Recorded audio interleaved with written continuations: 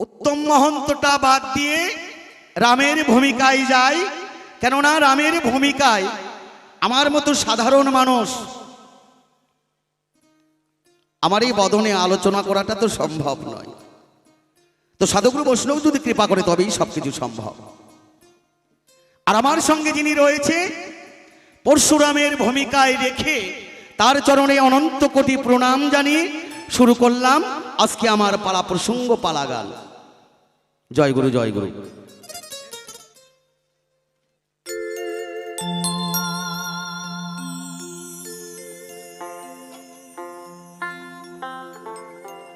ওই আমি কল্পনাতে রামচন্দ্র রে, ওই দেখো অযোধ্যা নগরে,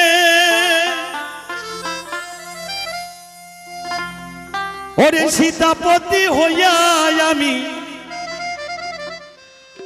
আনন্দ জগতে রে, কল্পনাতে রামচন্দ্র রে। জয় জয় জয় গৌর হরিবল হরিবল।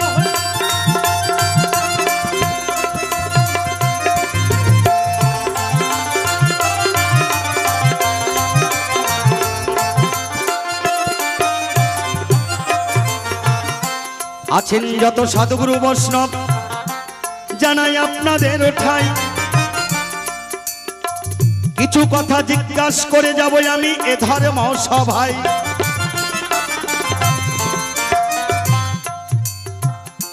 অনেকক্ষণ ধরে আপনারা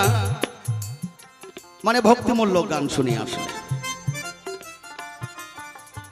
আমি অযোধ্যা নগরে দশরথী রাম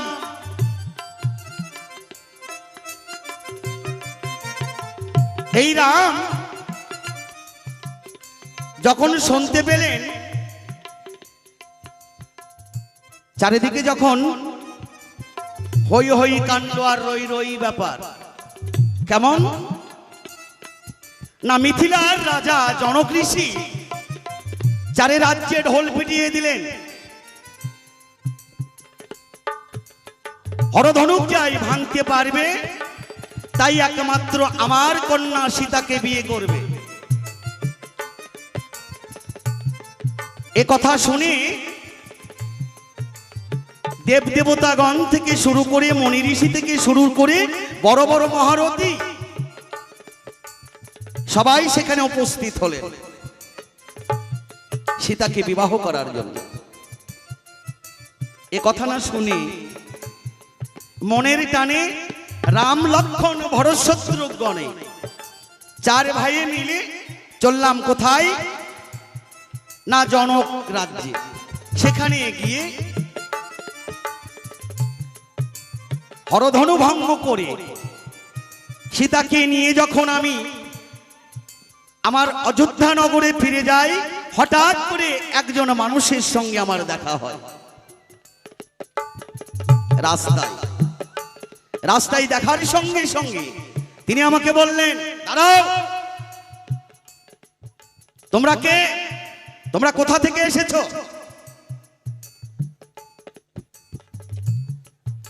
আমি যাকে করব বিয়ে তাকে তোমরা চারজনে যাচ্ছ নিয়ে, তা তো হবে না।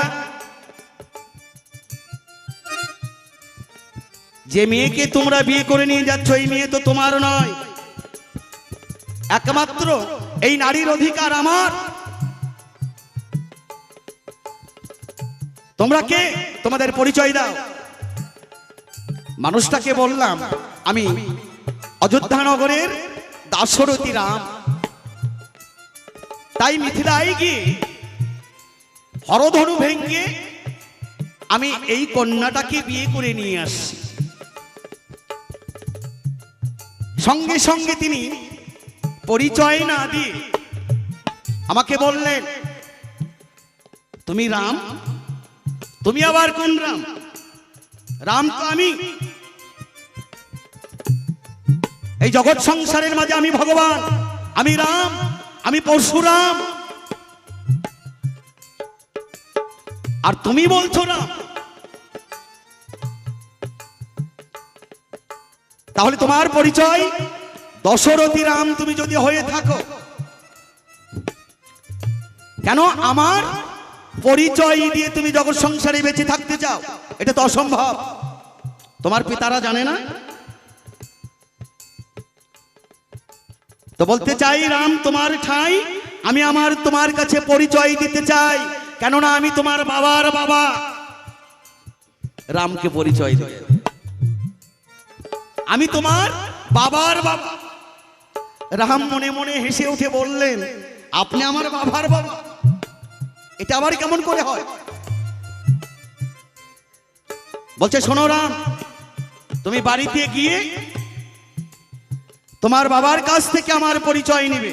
আমি তোমার বাবার বাবা কেমন করে হই? তিনি তখন বললেন, কেননা তোমার যে পিতা রয়েছে, তোমার পিতার গুরুদেব আমি পরশুরাম, আর তোমার পিতা আমার শিষ্য।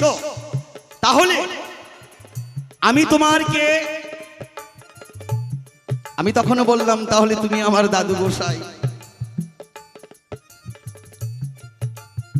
তো দাদু গোসাই, আমি শুনেছি আমার পিতার মুখের বাণী, শুনতে পাই তুমি নাকি ব্রাহ্মণের সন্তান, কিন্তু তোমার এত রাগ কিসে, এত ক্রোধ কিসে?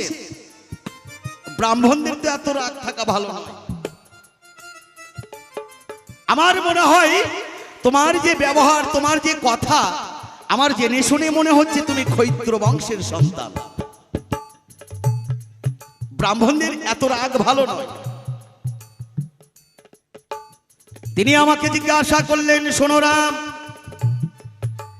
যে হরধনুকটা আমি রেখে এসেছিলাম, এই হরধনু কেউ ভাঙতে পারবে না, তাই তুমি সেই হরধনু ভেঙে সীতাকে বিয়ে করে নিয়ে যাচ্ছ। তো তোমার কাছে আমার জিজ্ঞাসা রয়,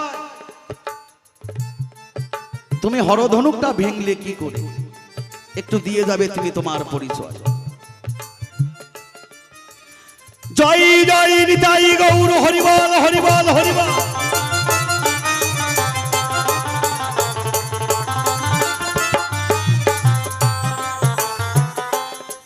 দাদু গোসাইয়ের সঙ্গে আমার হলো পরিচয়। আছেন যত সাধুগুরু বৈষ্ণব বলিয়ে ধর্ম গোসভাই। আমি বলতে চাই দাদু গোসাই, তোমার ঠাই, তুমি যে পরিচয় দিলে তুমি রাম, তো তোমার কাছে আমার জিজ্ঞাসা রয়, সর্বপ্রথমেই আচ্ছা বলো তো দাদু গোসাই, ব্রাহ্মণ হয়ে কেন তোমার ক্ষৈত্রের মতো আচরণটা হয়?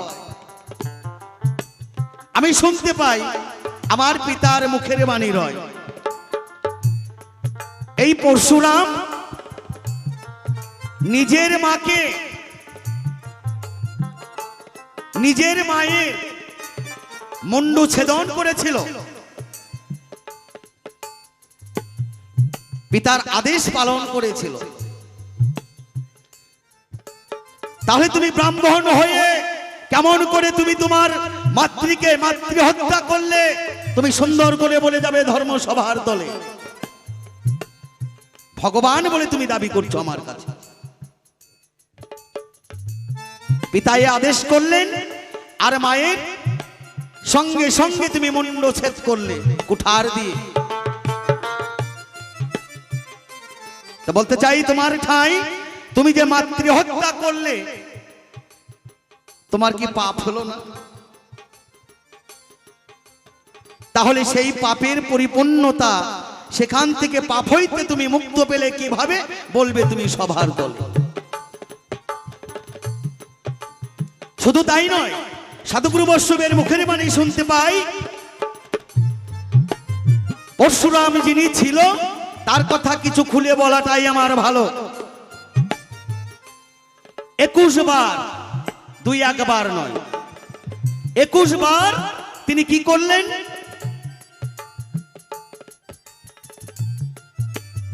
না, ক্ষত্রিয় ধ্বংস করেছিল। আচ্ছা, এটা কি ব্রাহ্মণের লক্ষণ হয়? কি কারণে তুমি ক্ষত্রিয় ধ্বংস করলে বলবে ধর্ম সভায়।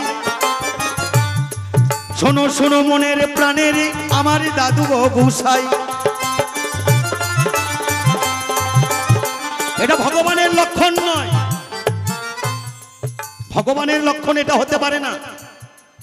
সমস্ত লক্ষণ আমি দেখতে পাই তোমার ভিতরে ক্ষত্রিয়ের একটা অংশ রয়। তাহলে তুমি ক্ষত্রিয় ধ্বংস করলে ক্ষত্রিয়ের সঙ্গে তোমার এত কিসের বিবাদ, এত কিসের শত্রুতা? তুমি একটু বলে যাবে এই ধর্ম সভায়। তুমি ভগবান বলে তুমি আমার কাছে দাবি করছো, তাহলে তুমি কেমন ভগবান? আচ্ছা, ভগবান কি এগুলো কর্ম করতে পারে? আমার তো মনে হয় না। প্রথমবারে দুটি জিজ্ঞাসায় আমি তোমার কাছে করে গেলাম দান, সুন্দর করে আসরে এসে তুমি করবে সমাধান। এক নম্বর জিজ্ঞাসা, 21 বার তুমি ক্ষত্রিয় ধ্বংস করেছো কেন? ব্রাহ্মণের সন্তান হয়ে তোমার ভিতরে ব্রাহ্মণের কোনো চিহ্নটাই নাই। এক নম্বর জিজ্ঞাসা। 2 নম্বর জিজ্ঞাসা রয়, তুমি পরশুরাম, আমরা শুনতে পাই তুমি ভগবান বলে নিজেকে নিজেই তুমি দাবি করছো। তুমি নিজেকে নিজেই তুমি দাবি করছো আমি ভগবান, কিন্তু ভগবানের আচরণ তোমার কাছে দেখতে পাই না। যেহেতু সন্তান হয়ে গর্ভধারিণী মাকে তুমি নিধন করলে, আর নিধন করার পরে তোমার একটা পাপ হয়েছে মাতৃহত্যা। এই পাপ তুমি মোচন করলে কি করে? সুন্দর করে যাবে বলে। থাক থাক, আর বেশি কথা বলবো না, ছেড়ে দিয়ে যাবো আমার কবির কল্পনা। কেনই আমি প্রথমবারে বেশি কথা বলতে যাব? বলতে গিয়ে কেনই দোষের ভাগে হব? এখানে যে করি খান্তই আমার রাধাকান্তের শরীর। চাঁদ বদলে সবাই একবারই বলুন হরি হরি, জয় জয় নিতাই গৌর হরিবল হরিবল হরিবল। ওনার কাছে দুটি জিজ্ঞাসা রয়, সুন্দর করে দিবে তার ভাবের পরিচয়। একটু শুনতে চাই। 21 বার তুমি কিভাবে, কি কারণের জন্য ক্ষত্রিয়কে তুমি ধ্বংস করলে? ব্রাহ্মণ সন্তান হয়ে তুমি নিজের মাকে, নিজের গর্ভধারিণীকে তুমি মুণ্ডচ্ছেদ করলে বাপের আদেশ পেয়ে, পিতার আদেশ পেয়ে। হ্যাঁ, মাতৃহত্যা অপরাধ, তার মতন অপরাধ নাই। তাহলে সেই পাপ থেকে তুমি কেমন করে মোচন হলে? একটু দয়া করে যাবে বলে। জয় গুরু জয় গুরু, গৌর হরিবল হরিবল। চরণে এই অধমের নতশিরে প্রণাম জানিয়ে গুরু নামের জয়ধ্বনি দিয়ে শুরু করবো আমি আমার আজকের আসর। যার সঙ্গে আজকে গান অত্যন্ত গুণী, উত্তম মহন্ত, যার গুণের নাই অন্ত। আজকে সে দাঁড়িয়েছে ভগবান শ্রী রামচন্দ্র হয়ে, তাই না? আর আমাকে পরশুরাম বলে দাঁড় করিয়েছে, সেদিকে আসবো। যমদাগ্নির ছেলে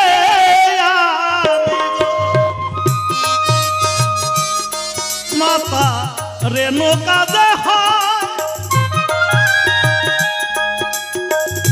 তাহার পুত্র পরশুরামে ধরে আজ আমি দাঁড়ালাম সভায় গো।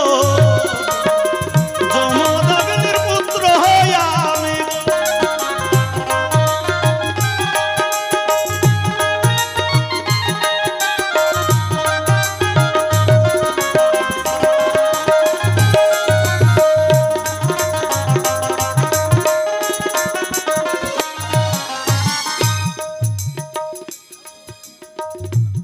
তো উত্তম মহন্ত আজকে ভগবান শ্রী রামচন্দ্র, আর আমি আজকে পরশুরাম। যমদাগ্নির ছেলে, রেণুকা আমার মা।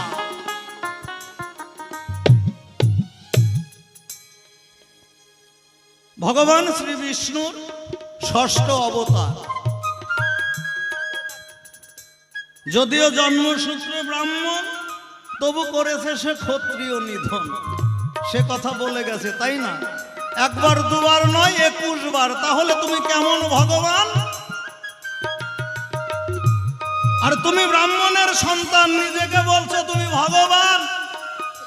এইটা কি ভগবানের কাজ?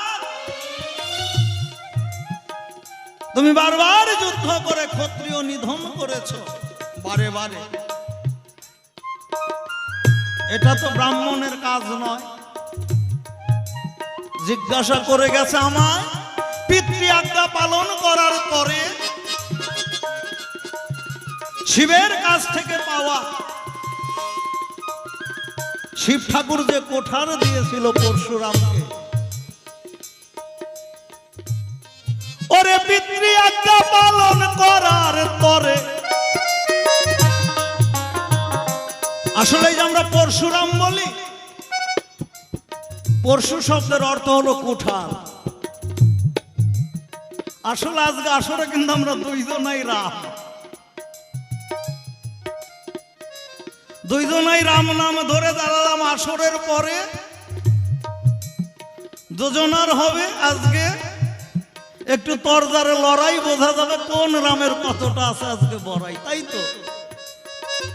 মানে আজকে হলো আমাদের রামে রামে লড়াই। পরশুরাম কেন বলা হয়? সাধনা করার ফলে শিবের কাছ থেকে ওই পরশু পেয়েছিল রাম, যে কুঠালটা পেয়েছিল শিবের কাছ থেকে।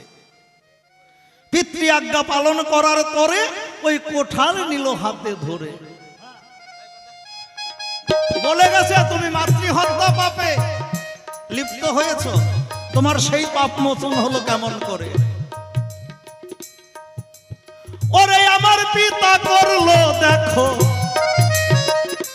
যমদগ্নি যজ্ঞের আয়োজন, গঙ্গাতে জল আনতে গেল মারে নুকায় আমার হলো যে যেই জন।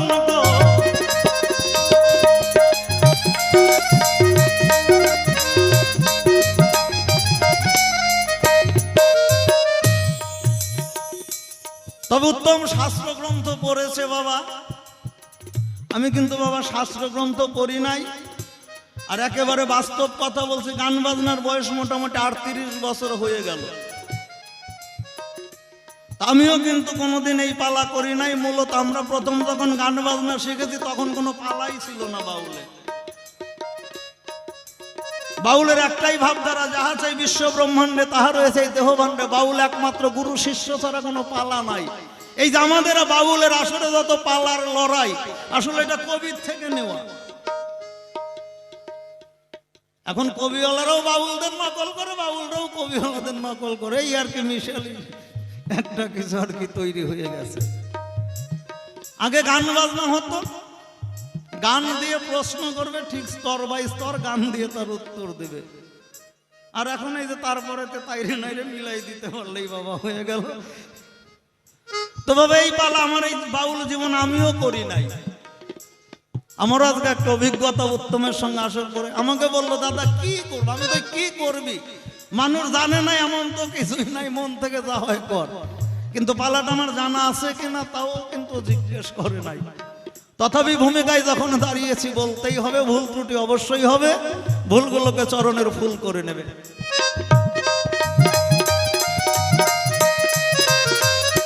পিতাই আমার করলো দেখো যজ্ঞের আয়োজন, গঙ্গাতে জল আনতে পাঠালো মাকে ওই যজ্ঞেরই কারণ গো।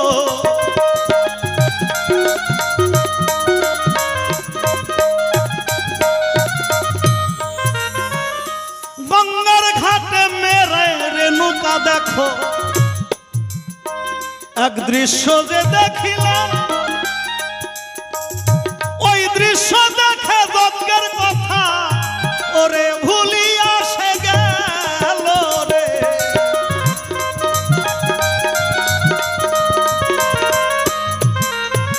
কি দেখতে পেলাম? ওরে গন্ধর্ব রাজা জলের পরে রানীকে নিয়ে জলকে লিজে করে, ওই দৃশ্য দেখি আমার যজ্ঞের কথা গেল ভুলে রে।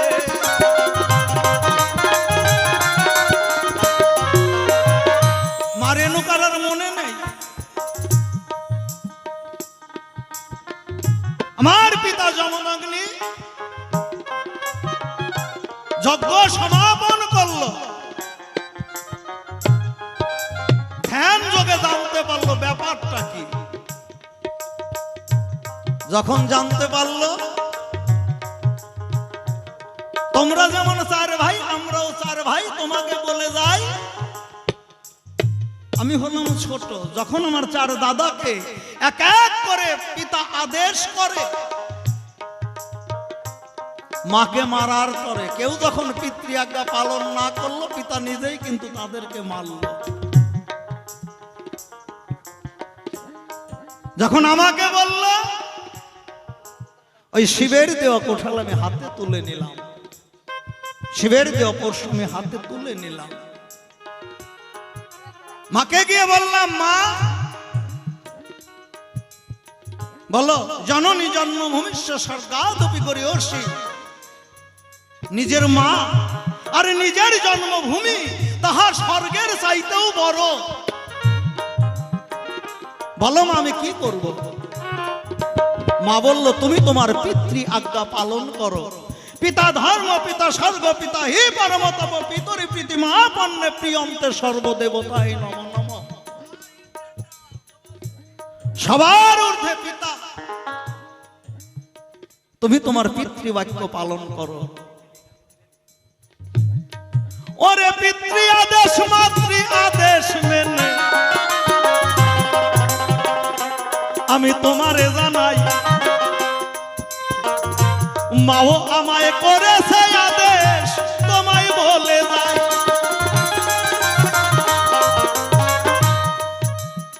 ওরে পিতৃ আজ্ঞা পালন করে কুঠার যখন মারলাম, মায়ের শির পরে মাতৃ হত্যা পাপে পুরা হাতে গেল।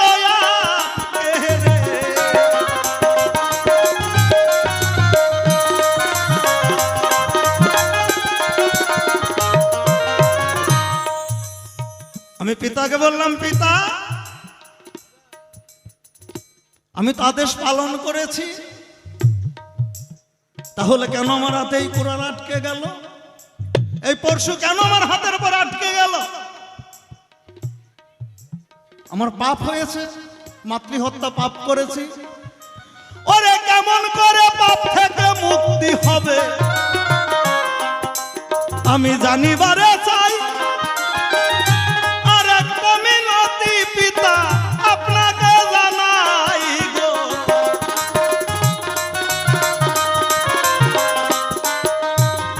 কি এই যে আমার যে 3 ভাই আর আমার যে মা, এদেরকে আপনার বাঁচিয়ে দিতে হবে। যমদগ্নি মুনি খুব তেজস্বী মুনি ছিল। আমার মা আর ভাইদেরকে দেখো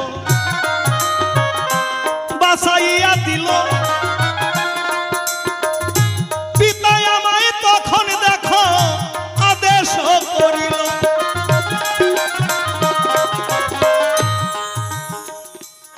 শোনো, তুমি তীর্থে তীর্থে ঘুরো, তীর্থে তীর্থে গিয়ে স্নান করো। অনেক তীর্থ ঘোরার পরে ব্রহ্মকুণ্ডে পরশুরাম দেখো গিয়াতে দাঁড়ালো। ব্রহ্মকুণ্ডের জলে যখন পরশুরাম ডুব দিল, মাতৃহত্যা পাপ হইতেছে মুক্তি পেয়ে গেল। পরশুরামের পরশু দেখো হাত হইতে খসিয়া পড়িল। জয় জয় রাম পরশুরামের নামে একবার হরি বল হরি বল।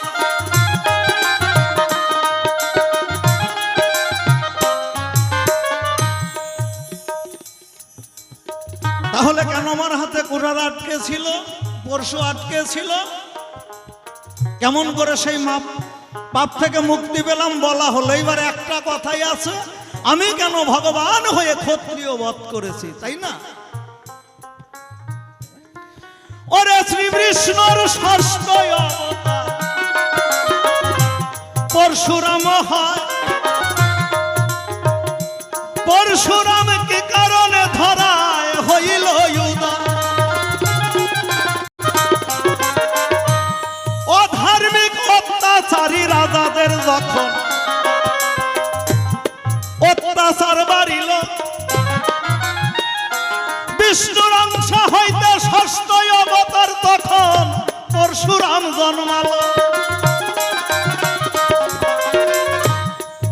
ওরে অহংকারী অধার্মিক রাজাদের তখন যুদ্ধ করে বিনাশ করিল,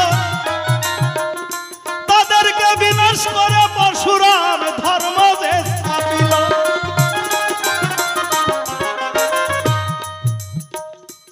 আমি ব্রাহ্মণের সন্তান বলে গেছে, তাই না?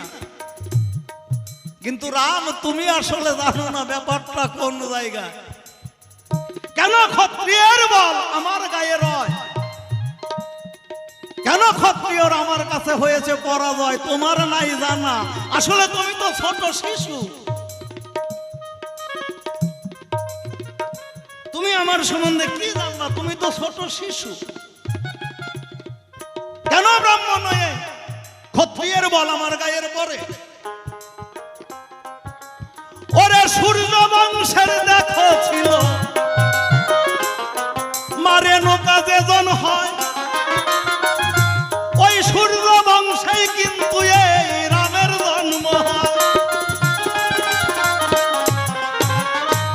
আসলে রাম শোনো, সম্পর্ক দাদু নাতি।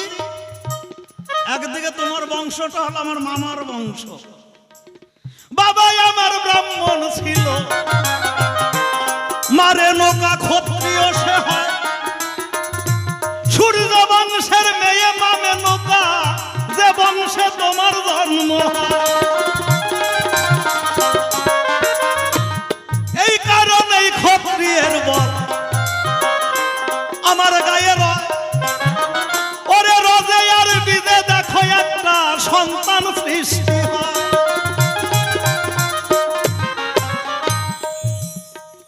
সে আপনার ঘরে ছেলে হোক মেয়ে হোক, এই যে আমাদের এই দেহটা রজ আর বীজ দিয়ে, বাবার বীজ মায়ের রজ, এই দুটো জিনিস দিয়ে তৈরি। এইবার মাতৃকুলের 7 কুল, মাতৃকুলের 7 কুল আর পিতৃকুলের 7 কুল। আপনার বংশে ছেলেই জন্ম নেক আর মেয়েই জন্ম নেক, দেখবেন ওই আপনার 7 পুরুষের মধ্যে হয় মায়ের দিকে না হয় বাবার দিকে কারো না কারো সঙ্গে চেহারার একটা মিল তার হবেই হবে, এটা হতে বাধ্য। তাই আমার মা ছিল ক্ষত্রিয়, বাবা আমার ব্রাহ্মণ হয়, তাই ব্রাহ্মণের ব্রহ্মতেজ আর ক্ষত্রিয়ের বল আমার মধ্যে রয়। তার জন্যই আমার কাছে হয়েছে অনেক ক্ষত্রিয় পরাজয়।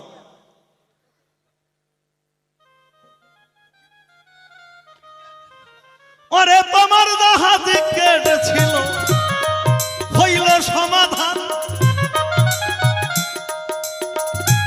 তোমার কাছে একটা জিজ্ঞাসা থাকবে দাদু, জবাব দিবে মনেরই মতো।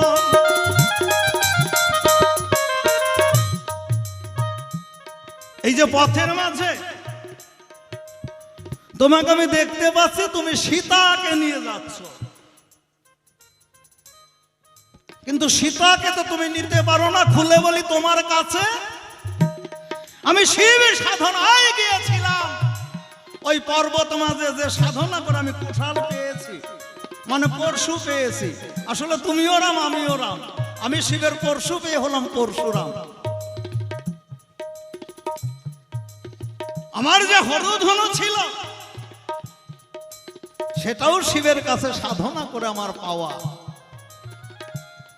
খুলে বলি তোমার ধারে যখন যাব আমি সাধনা করার তরে, যখন গেলাম ওই জনকপুরী গিয়ে আমি সীতাকে দর্শন করি, ডাক দিয়ে কই জনক রাজার ঠাই, হে রাজন খুলে বলি আপনার ঠাই,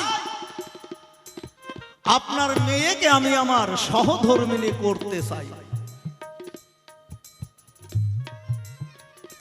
জনক বলল, জনক কিন্তু রাজি ছিল, বলল কিন্তু এখনো তো আমার মেয়ের বিয়ের সময় হয় নাই। তবে বিয়ের সময় যখন হবে তোমার সঙ্গেই আমার মেয়েকে আমি দেব, আমি তোমাকে কথা দিলাম। পরশুরাম বলল, আমি চলেছি সাধনায়, আমি সাধনায় সিদ্ধি লাভ করেই ফিরে আসব।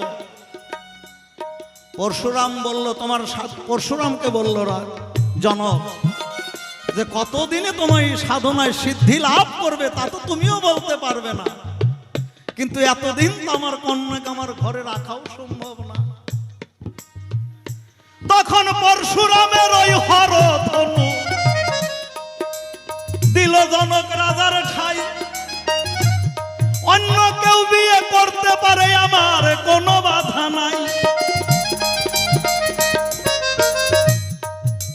অন্য কেউ বিয়ে করতে পারে, আমি যদি সময় মতো ফিরে না আসি, কিন্তু একটাই শর্ত, এই যে আমার যে ধনুক, হরধনুক কেন বলা হয়? শিবকে সাধনায় সন্তুষ্ট করে ওই ধনুক পরশুরাম পায়। বললেই যে আমার এই ধনুক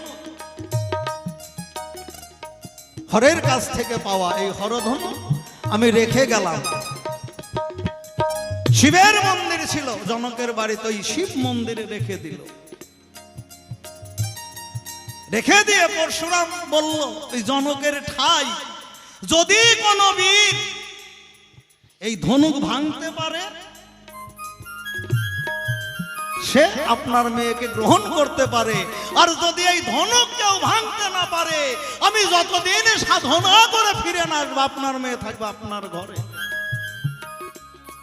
কিন্তু আজ আমি এই পথের মাঝে দর্শন করি, তুমি সীতাকে নিয়ে যাচ্ছ তোমার ওই অযোধ্যাপুরী।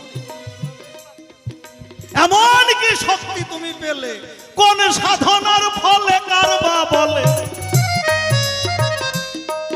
এই ধনুক তুমি ভাঙিয়া ফেলিলে? এই ধনুক ভাঙা শক্তি ওরাম তুমি বলো কোথায় পেলে? হয়তো তুমি আমাকে চেনো না, তুমি আমাকে জানো না, কিন্তু আমি তোমার আগের চাইতে তোমার বংশের আমি চিনি। এমন কোন শক্তি তোমার গায়ে নাই যে শক্তি দিয়ে তুমি এই ধনুক ভাঙতে পারো। এই ধনুক ভাঙার মতো শক্তি তোমার গায়ে নাই। তাহলে তুমি কার শক্তি পেয়ে কারবা বলে ধনুক ভেঙে সীতাকে অযোধ্যায় নিয়ে যাও? আগে এই ধনুক ভাঙার কথা আমারে শোনাও। একটা জিজ্ঞাসা হয়ে গেল, আর একটা জিজ্ঞাসা তোমার কাছে রয়। ওরে এক বিষ্ণু নাকি চারি অংশে ওই সূর্য বংশে? দেখো জন্ম নিল শুধু রাম একাই ভগবান হলো, বাকিরা কেন বাদ করিল?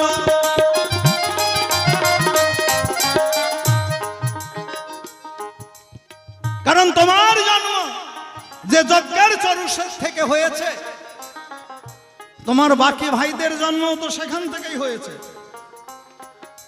তাহলে জিজ্ঞাসা রয় তোমার কাছে, কেন শুধু তোমাকে ভগবান বলা হয়, বাকিরা কেন বাদ রয়? বলে না রাম ভগবান, বলে কি ভরত ভগবান, বলে লক্ষণ ভগবান, বলে শত্রুঘ্ন ভগবান, বলে কেন তোমায় শুধু ভগবান বলে? আমি জানতে চাই, শুধু রামের নাম করে সবাই কেন বাদ পড়ে বাকিরা সবাই? আমরা শুধু রামেরই নাম করি, লক্ষণের নামও কেউ করে না, ভরতের নামও কেউ করে না, শত্রুঘ্নের নামও কেউ করে না। তোমার এই রাম নামের মাঝে কি বা আছে আমি জানতে চাই।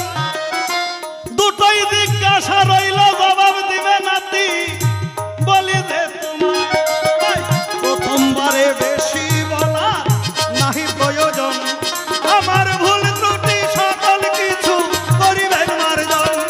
আর যাহা কিছু তোমার কাছে জিজ্ঞাসা রহিল, আর সঠিক সঠিক বলবে ভক্তগণ, তাই প্রথমবারে বেশি বলার নাহি প্রয়োজন। আরে বেশি বলে দোষী আমি হব কি কারণ? দোষাদোষীর আশারেশির কোনো দরকার নাই, এখানেতে প্রথমবারে আসর ছেড়ে যাই। ওরে যা কিছু জিজ্ঞাসা করি তোমার ভাই তো সবাই জানো, আমি যাবার তোমার ভাই এখানে তো ভাব সঙ্গ করি। জয় জয় রাম পরশুরাম প্রেমানন্দে ভক্তবৃন্দে সবাই বলুন হরি হরি হরি বল হরি বল হরি। হে রামচন্দ্র, তাহলে তুমি কোন শক্তির বলে, কোন ভক্তির বলে, কি কারণে যে হরধনুকে ভাঙতে পারে না, সেই হরধনু ভেঙ্গে তুমি সীতাকে তুমি বিয়ে করে নিয়ে আসলে, তাহলে তোমার কোন শক্তি ছিল? কেননা যে শক্তিতে সীতাকে বিয়ে করতে গিয়েছিলেন, যত মনি ঋষি থেকে শুরু করে অনেক বড় বড় বীর সেখানে গিয়েছিলেন, রাবণ রাজা পর্যন্ত গিয়েছিলেন।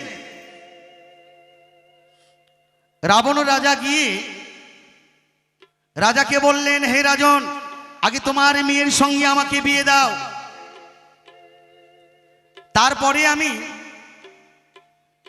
যখন রথে চড়ে তোমার মেয়েকে নিয়ে চলে যাব আমার লঙ্কাপুরীতে, তখন যাবার সময় তোমার ওই হরধনু আমি এক হাত দিয়ে ভেঙে থুয়ে চলে যাব।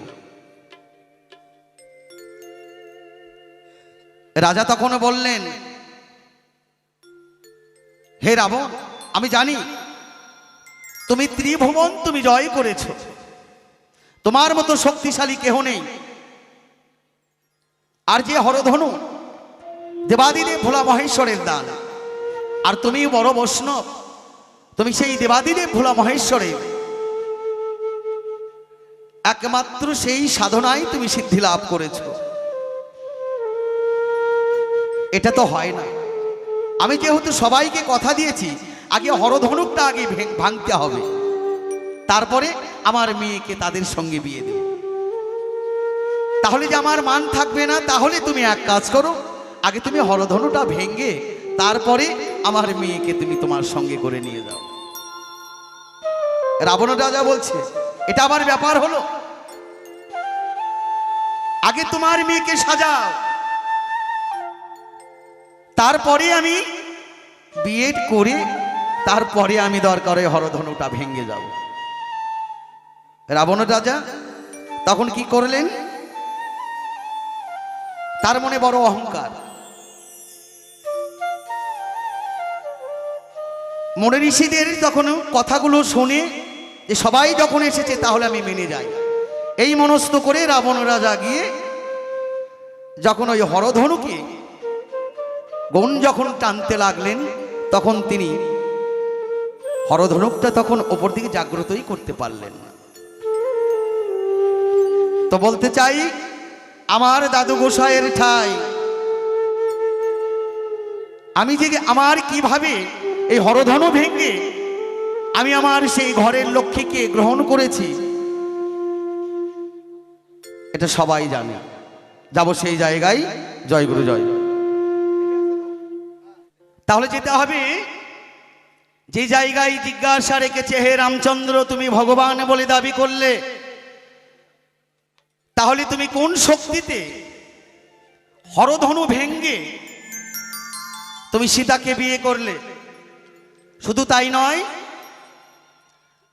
একই পূর্ণ ব্রহ্ম বিষ্ণুর অংশে জন্ম হলেন রাম, লক্ষ্মণ, ভরত, শত্রুঘ্ন। তাহলে রামকে সবাই ভগবান বলে পুজো করে, বাকি তিনজন আর কি দোষ রয় বলে যাবে ধর্ম সভায়, কি তাই না? হরিবল হরিবল।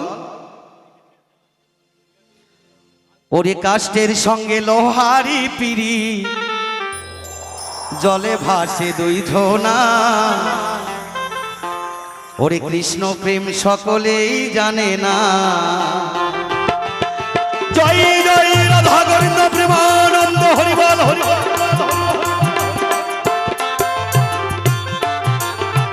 কাষ্টের সনে লোহারি পিড়ি, জলে ভাসে দুই ধোনা।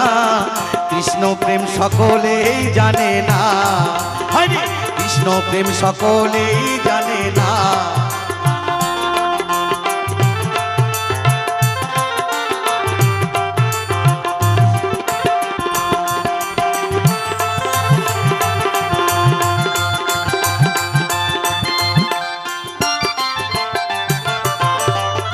শোনো শোনো দাদু গোসাই বলি তোমার ঠাই, সুন্দর কথা জিজ্ঞাসিলে এ ধর্ম সভায়।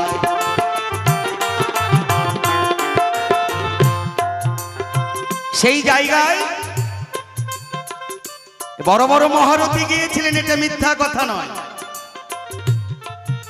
কেননা তিনি তো জনক রাজার মেয়ে। যখন বড় বড় মহারথীরা যখন বিয়ে করতে সীতাকে যায়, সীতা সামান্য নয়, তিনি ছিলেন গোলক বিহারী অনাদিরাদি গোবিন্দ পূর্ণ ব্রহ্ম নারায়ণ। তার ঘরের ঘরণী হয় লক্ষ্মী। সেই লক্ষ্মী আসলেন ত্রিতা নীলায় সীতা রূপে, এটা আপনাদেরকে জানাই। যার সঙ্গে জন্ম জন্মান্তরের বন্ধন, সে বন্ধন কি কখনো ভাগ করা যায়? তাই রাম লক্ষ্মণ ভরত শত্রুঘ্ন ওই দেখো চতুর্বাহু হয়। শোনো শোনো দাদু গোসাই আমি এই ধর্মই সভাতে জানাই।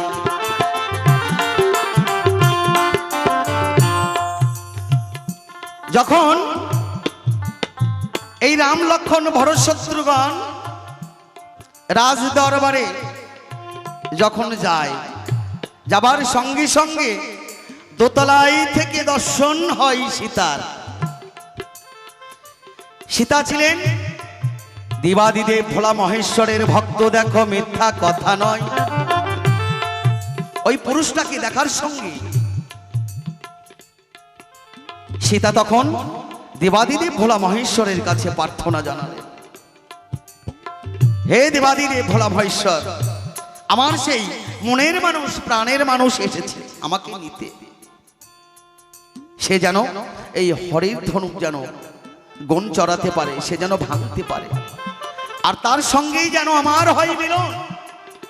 এই মনস্থ করে গোবিন্দের কাছ থেকে দেবাদিদেব ভোলা মহেশ্বরের কাছ থেকে প্রার্থনা জানালেন। সীতা ছিল কোথায়? দোতলার উপরে। আর আমার অনাদিরাদি গোবিন্দ রামচন্দ্র ভগবান রাম লক্ষ্মণ ভরত শত্রুঘ্ন যখন প্রবেশ করছে, তখন দুজনার যখন দর্শন হয়, সঙ্গে সঙ্গে সীতা তখন কি করলেন? দেবাদিদেব ভোলা মহেশ্বরের কাছ থেকে শক্তি দান করলেন। সীতার শক্তি আর রামের শক্তি, দুই শক্তি হলেন মহাশক্তি।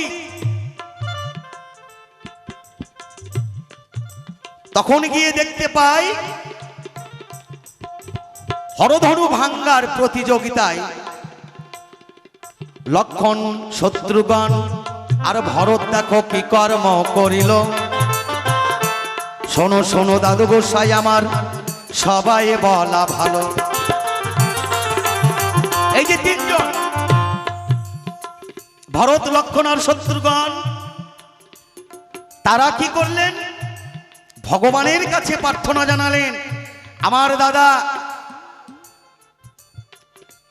তাকে তুমি শক্তি দাও গোবিন্দ ভগবান, জানো আজকে এই জায়গায় থেকে আমার গোবিন্দের, আমার ভগবানের, আমার দাদার শক্তি যেন সঞ্চার হয়। এইভাবে এই তিন ধনার হয় ভক্তি। তাই তো শক্তি প্রদান করলেন সীতার শক্তি, যিনি ছিলেন আদ্যার শক্তি, মহাশক্তি। এই মহাশক্তি আর ভক্তি ভাইদের ভক্তি যখন এসে রামের মাঝে সঞ্চার হলো, মহাশক্তিতে হলেন রাম। দেখো মিথ্যা কথা নয়। আছেন যত সাধুগুরু বৈষ্ণব আমি সভাতে জানাই, জয় জয় রাম সীতা প্রেমানন্দ হরিবল হরিবল। মহাশক্তিতে পরিণত হলো রাম। গিয়ে যখন ধনুক যখন হাতে তুললেন, সঙ্গে সঙ্গে হরের ধনু ভেঙ্গে গেল। এই তো তোমার কথার জবাব, কথাই মিটে যায়। আর একটি জিজ্ঞাসা রয়েছে দেখো, মিথ্যা কথা নয়।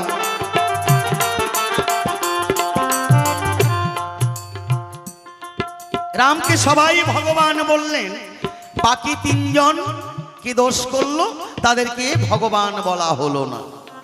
তো বলতে চাই দাদু গোসাই তোমারটাই,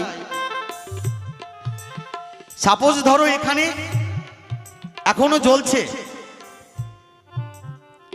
একটা সলতা দিয়ে একটু তেল দিয়ে যদি আমি ওই প্রদীপটাতে একটা মেসের কাঠি লাগিয়ে সলতাটা ধরিয়ে দিলাম, প্রদীপটা জ্বালালাম, ওই একটা প্রদীপ থেকে হাজার হাজার প্রদীপ কিন্তু জ্বালানো যাবে, যাবে না কি মা? যাবে না?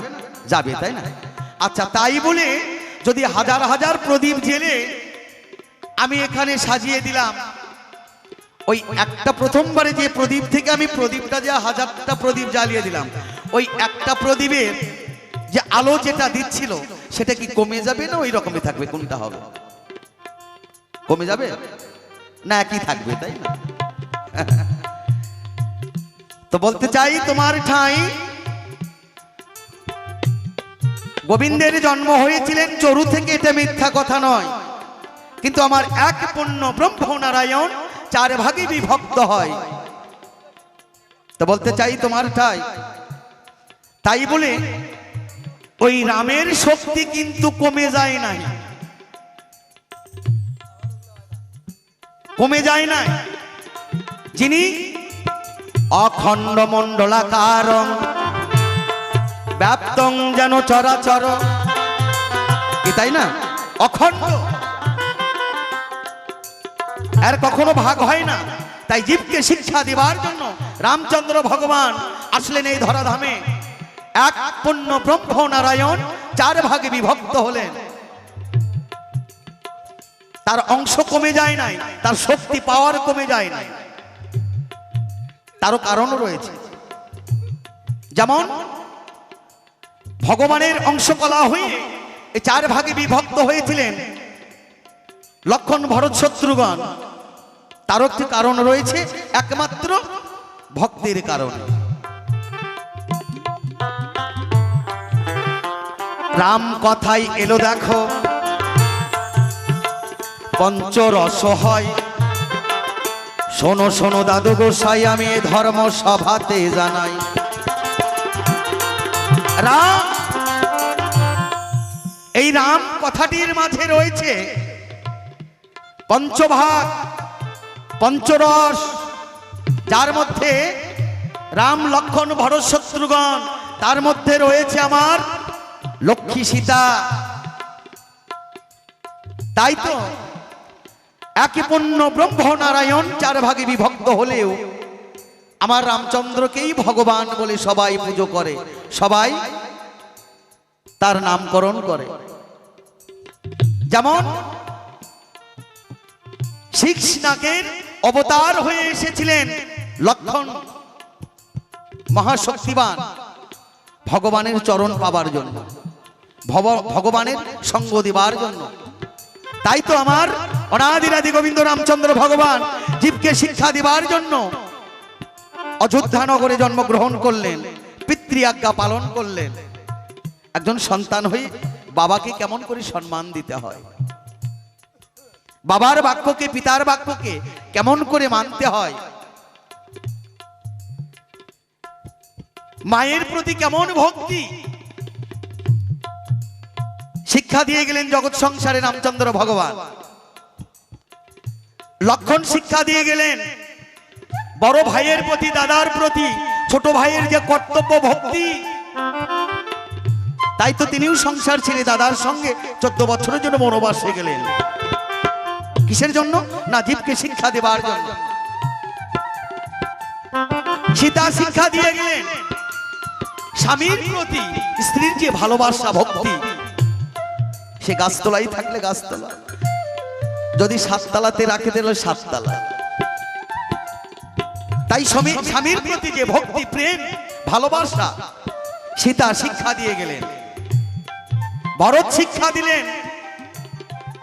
আমার সংসারে আমার বড় ভাই নেই, পিতৃতুল্য যে আমার দাদা সে নেই, তার পাদুকা নিয়ে এসে সিংহাসনে এসে রেখে দিয়ে ভক্তি জগৎকে শিক্ষা দিলেন।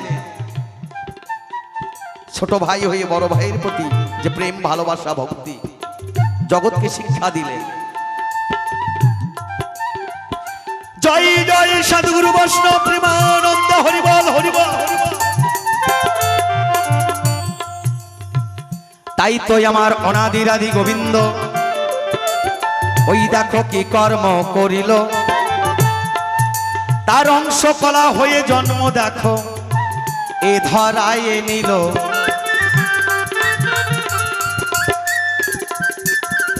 একমাত্র জীবকে শিক্ষা দেওয়ার জন্য, এছাড়া কিছুই নয়। আচ্ছা, মালদাতে আপনারা গিয়েছেন কিনা জানি না, সদরঘাট নামে একটি জায়গা রয়েছে, শিবরাত্রিতে শিব পুজো হয়। ওদের টাকা রয়েছে, পয়সা রয়েছে, বিশাল বড় করে পাথরের একটা দেবাদি দিয়ে ভোলা মহেশ্বর করা আছে বাবা, একদম নদীর পাড়ে। দূর থেকে দেখা যায় কত বড় শিব। আচ্ছা, ওর ভিতরেই কি শিব ঢুকে আছে?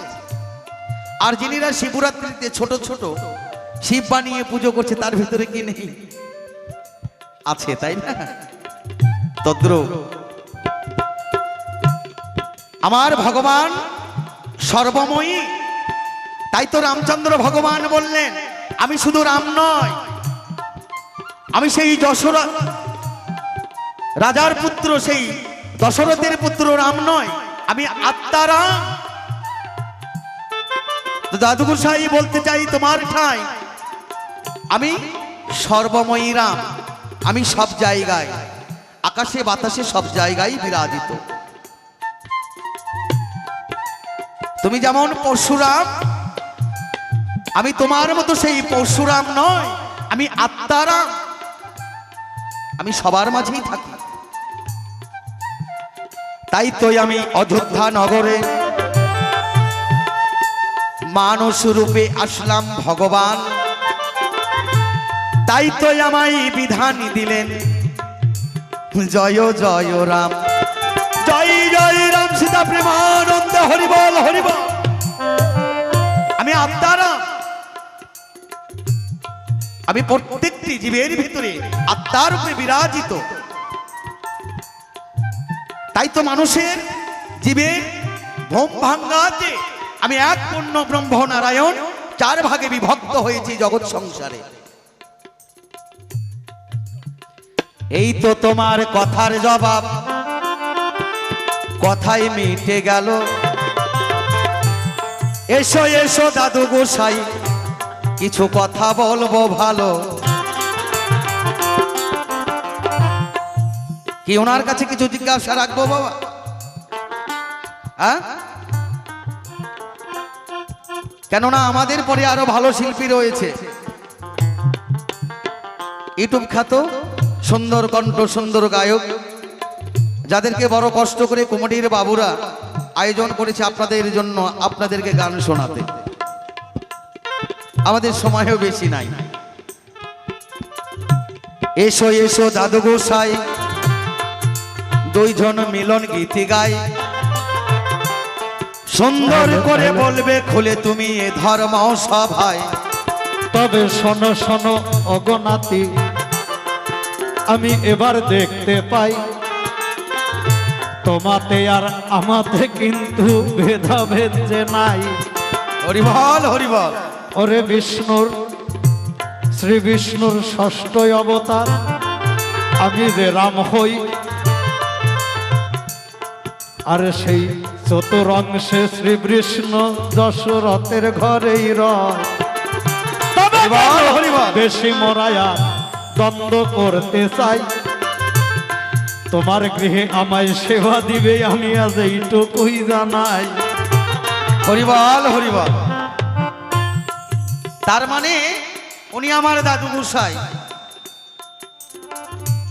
আমার গৃহে নিয়ে গিয়ে ওনাকে সেবা দিতে হবে। কেননা আমি জানি বড়দেরকে কেমন করে সম্মান দিতে হয়, এটা আমার জানা রয়। কেননা আমার অযোধ্যা নগরে আমার পিতামাতা আমাকে শিখিয়েছে। শোনো শোনো দাদু গোসাই, আমি সেবা দিব ভালো, একবারই যদি এই বদনে তুমি হরি হরি বলো। হরি বল, হরি বল, হরি বল। রাম নামে কৃষ্ণ নামে দেখো জগৎ উদ্ধার হয়, তাই তো আমি এসেছি গো এই যে ধারায়। তবে তুমিও রাম আমিও রাম, সবার ভিতরে সেই আত্মা রাম যে রয়। বাবা ওরে বিষ্ণুর অংশের অবতার মোরা দুইজনাই যে হই, হ্যাঁ হ্যাঁ, তাই ভেদাভেদ নাই মদের মাঝে, হাতে সময়ও বেশি নাই, তাড়াতাড়ি সেবার আয়োজন করো তুমি, আমি সেবা চাই। আমার কাছে সেবার দেখো কোনো আয়োজন নাই, এই সাধুগুরু বৈষ্ণব যদি সেবা দিতে চাই আমি ভিক্ষা করব ভাই। কেননা আমার কাছে তো কিছুই নাই, আমার বলতে কিছুই রাখি নাই।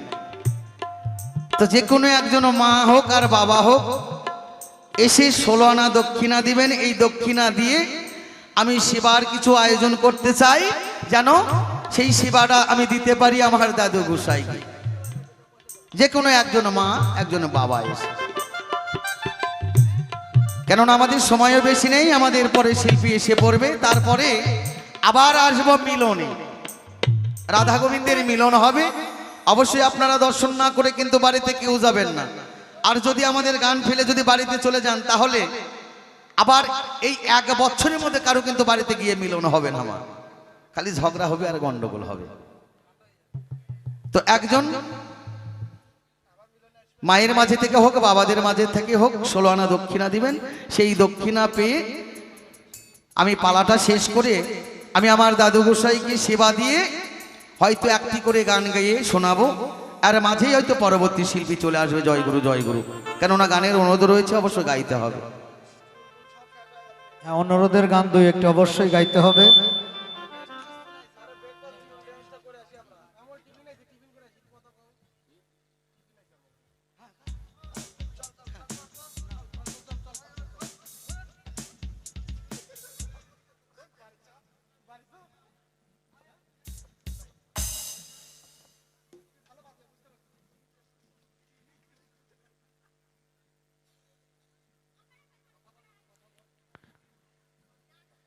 তাই